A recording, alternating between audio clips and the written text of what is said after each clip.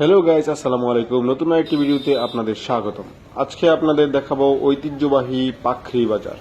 পাখরি বাজার মূলত গরুর বাজারের জন্য বিখ্যাত। আজকে আপনাদের দেখাবো পাখরি বাজারের সেই গরুর হাট, যা দেখলে আপনারা বুঝতে পারবেন কেন এই পাখরি বাজার গরুর বাজারের জন্য বিখ্যাত। প্রথমে বাজারে ঢুকতে আমরা দেখতে পেলাম কীভাবে সরিষা থেকে তেল বানানো হচ্ছে। এটা আসলে একেবারেই খাঁটি সরিষার তেল, ঘ্রাণ ছিল অসাধারণ, যা আমরা সচরাচর অন্য সরিষার তেলে পাই না। তারপরে দেখতে পাচ্ছি আমরা একজন লোক মাংসের মশলা বিক্রি করছে, যেখানে তিনি অনেক ইউনিক স্টাইলে মাংসের মশলা বিক্রি করছেন, যেখানে অনেক কিছু ফ্রি দিচ্ছেন, বলছেন যে এই সবগুলো 100 টাকা, এই সবগুলো নিয়ে যান, সবগুলো দাম মাত্র 100 টাকা।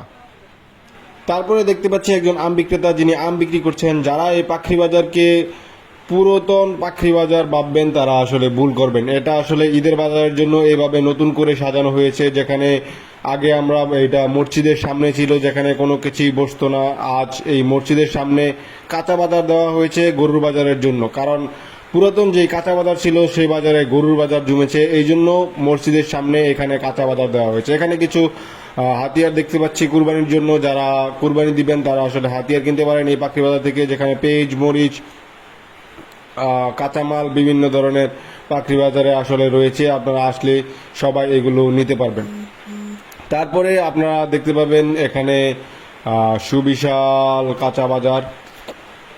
কাঁচা বাজারের ঠিক পাশেই রয়েছে গুড়। যারা আসলে ঈদে পিঠা বানাবেন, গুড়ের দরকার, এখান থেকে নিতে পারেন।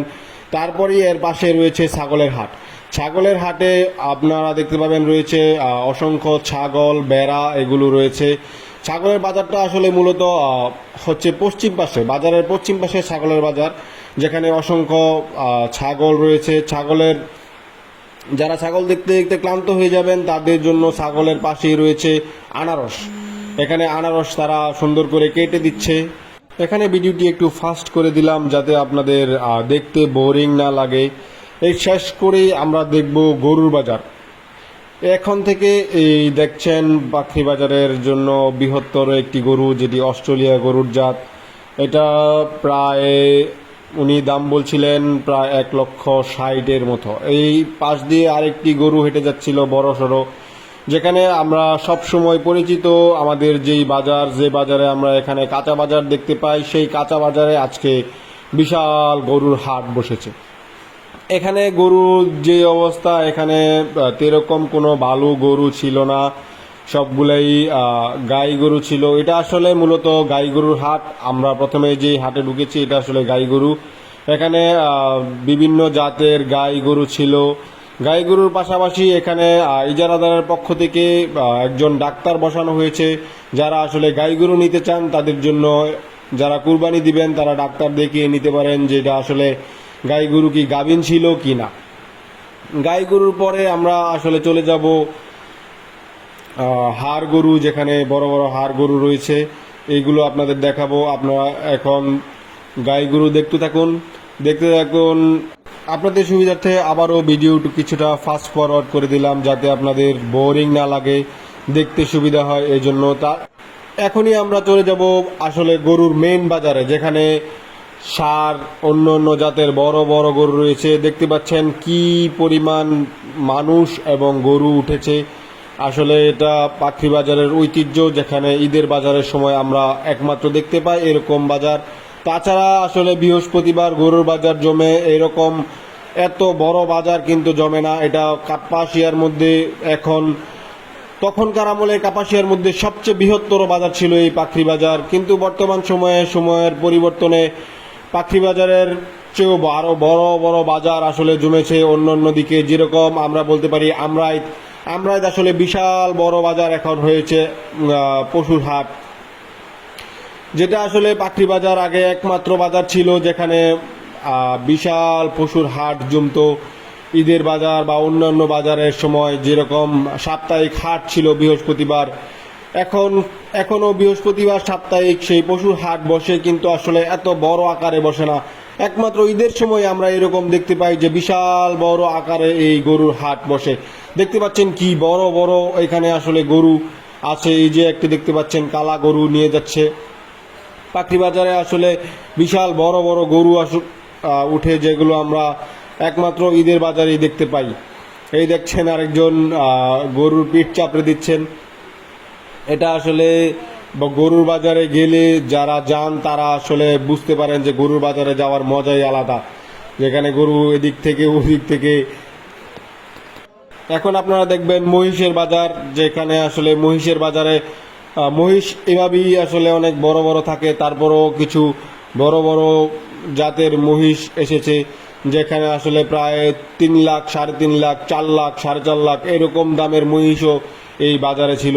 তো মহিষের বাজারে যারা ছিল তারা একটু মাথা ঠান্ডা করে থাকতে পেরেছেন, কারণ মহিষের বাজারে এখানে ছিল গাছের বাগান ছিল, যে বাগানে মহিষ নিয়ে দাঁড়িয়েছে। আসলে রোদের তীব্রতা তারা একটু কম অনুভব করেছে। রোদের প্রচণ্ড তীব্রতা ছিল, যে রোদে আসলে মানুষ হাঁসফাঁস করছিল। তারপরও এই ঈদের আনন্দের গরু কিনতে যারা এসেছে তারা আসলে এই রৌদ্র এরকম গায়ে মাখেনি, তাদের গরু নিতে হবে, এটা হচ্ছে তাদের মূল উদ্দেশ্য ছিল। এই গরুর বাজারে এই আসলে পাশেই রয়েছে মাছ বাজার, যেখানে মাছ কেনা বেচা করা হয়। এই লোকটিকে জিজ্ঞেসছিলাম গরুর দাম কত, লোকটি বলতেছিল তার গরুটি আসলে এখনো কেউ দাম করেনি। এখানে মাছ নিলে পাখরি বাজার থেকে মাছ কেটে দেওয়া যায়, মাছ কেটে দেয়। এখানে মাছের বাজারে আসলে এরকম কোনো ভিড় নেই, সব ভিড় আসলে গরুর হাট নেই। গরুর বাজারের পাশেই রয়েছে এখানে গুলগুলা, পেঁয়াজু এগুলো বিক্রি করে, যারা একটু ক্ষুধার্ত তারা খেয়ে নিতে পারেন। তার পাশেই রয়েছে শুটকি আসলে এখন মানুষ খুব বেশি কিনবে না, কারণ ঈদের প্রায় সময় গনিয়ে এসেছে। তারপরেও শুটকির বাজারে মোটামুটি ভালো ভিড় ছিল, যেখানে আপনারা এখন যাকে দেখতে পাচ্ছেন তিনি হচ্ছে অনিলের পুত, তিনি হচ্ছে পশুর পুত অনিল। তিনি পাখরি বাজারের বিশাল বড় ব্যবসায়ী এবং অনেক পুরাতন ব্যবসায়ী। তার সাথে কিছু কথা বলছিলাম, তিনি জানাচ্ছিলেন তিনি প্রায় এখানে 40 বছর ধরে এই ব্যবসার সাথে জড়িত, এবং এই পাখরি বাজারেই তিনি আসেন প্রায় 40 বছর ধরে। প্রতি বৃহস্পতিবার এবং রবিবার ওনাকে পাওয়া যায় পাখরি বাজারে আসলে।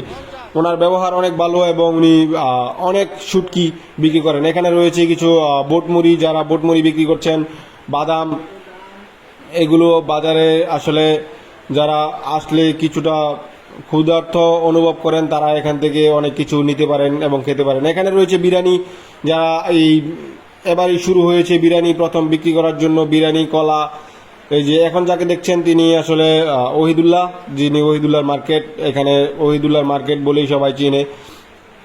এখানে কম দামে স্বল্প মূল্যে যারা জামা কাপড় কিনতে চান তারা এখান থেকে এসে কিনতে পারেন স্বল্প মূল্যে জামা কাপড়, যেখানে আসলে জামা কাপড়ের দাম এরকম বেশি না এবং মোটামুটি কিছুটা কোয়ালিটিপূর্ণ জামা কাপড় আসলে এখানে পাওয়া যায়।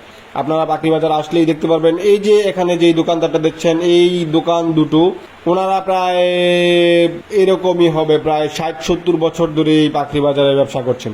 যারা আসলে পাখরি বাজারের অনেক পুরাতন ব্যবসায়ী, ছোট্ট টং দোকান হলেও ওদের দোকানে অনেক মালামাল রয়েছে। আজ এ পর্যন্তই, ভালো থাকবেন, আল্লাহ হাফেজ। লাইক, শেয়ার, কমেন্ট করতে ভুলবেন না।